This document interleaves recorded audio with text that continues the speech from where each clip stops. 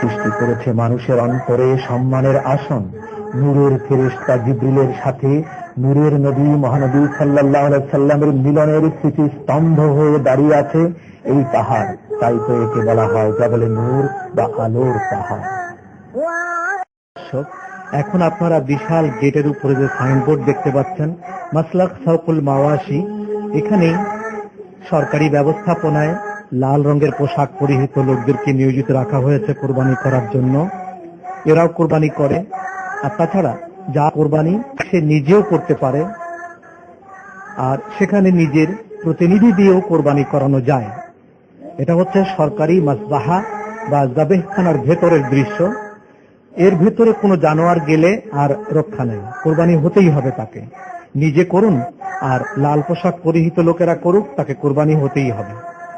এখান থেকেই বিশ্বের বিভিন্ন দরিদ্র দেশে এসব জানোয়ার প্যাকেট করে জেদ্দা লোহিত সাগরে নিয়ে যাওয়া হয়। এখন যে পাইপটি দেখতে পাচ্ছেন ঝুলছে, এটা হচ্ছে পানির ব্যবস্থা। রক্ত বেশি হলে, ময়লা জমলে এভাবেই পানির পাইপ দিয়ে তা আবার পরিষ্কার করা হয়, পরিচ্ছন্ন রাখা হয়, যাতে করে কোন রকমের রোগ জীবাণু যেন সেখানে সৃষ্টি হতে না পারে। এই জানোয়ারগুলোই প্যাকেট করে লোহিত সাগরে নিয়ে সেখানে জাহাজের মাধ্যমে, পানি জাহাজের মাধ্যমে বিশ্বের বিভিন্ন জায়গায় পাঠিয়ে দেওয়া হয়। আপনারা দেখতে পেলেন ঠিক জানোয়ারের প্যাকেটগুলো গাড়িতে উঠানো হচ্ছে।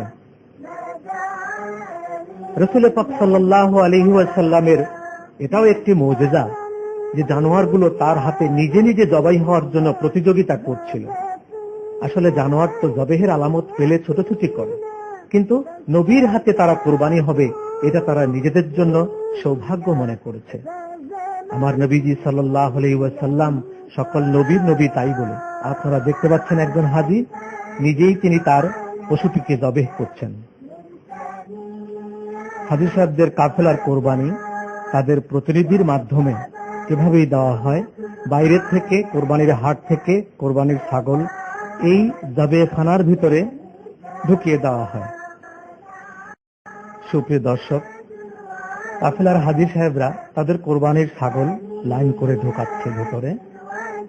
এগুলো ভেতরে গেলেই জবাই হবে। এটাই হচ্ছে দুম্বা, ছাগলের মতো নয়, ভেড়ার মতো নয়। আপনারা এখন যেটা দেখতে পাচ্ছেন খুব গুরুত্বপূর্ণ একটি বিষয় কোরবানির ক্ষেত্রে, তা হলো উটের জবেহ করার দৃশ্য। উট কিন্তু মুখের কাছে গলায় জবেহ করে না, পায়ের উপরি ভাগে বুকের কাছে একটু নরম জায়গা আছে, সেখানে ছোট্ট একটু চাকু চালিয়ে দিচ্ছে আর সে শুয়ে পড়তেছে। ছুটোছুটিও করছে না, কাউকে আহতও করছে না। খুব নিরীহ, নম্র, ভদ্র প্রাণী উট, নবী পাক সাল্লাল্লাহু আলাইহি ওয়াসাল্লামের ভালোবাসার পাত্র। সেই উট জবেহের সরাসরি দৃশ্য আপনারা দেখতে পাচ্ছেন। একটি জবাই হয়েছে, এটি জবাইয়ের অপেক্ষায় রয়েছে। এক্ষুনি এটিকেও নহর করা হবে। উটের জবাই হয় না, বরং প্রথমত উটের নহর করা হয়। একটু আদর করলেই মাথাটা উঁচু করে ফেলে, সেই সুযোগেই গলা দিয়ে ছোট একটি ধারালো চাকুর মাধ্যমে এই দেখুন এটাকেও নহর করা হলো। একবার আমরা দেখে নেই।